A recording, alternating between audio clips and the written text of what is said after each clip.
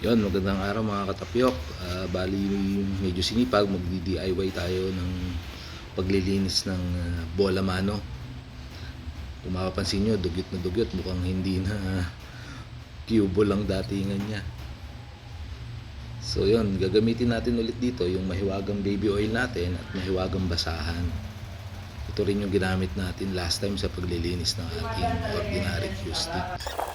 Yan, pagdating dito, medyo binilisan na po natin yung video para syempre hindi mainit yung ating mga katapyok na manonood.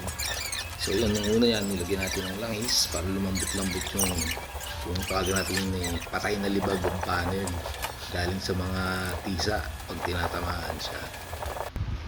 Yun, ito na po yung resulta.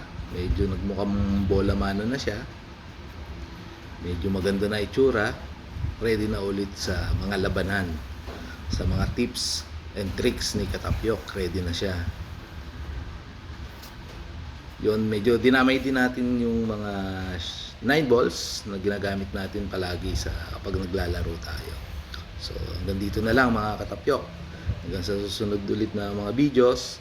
Maraming salamat.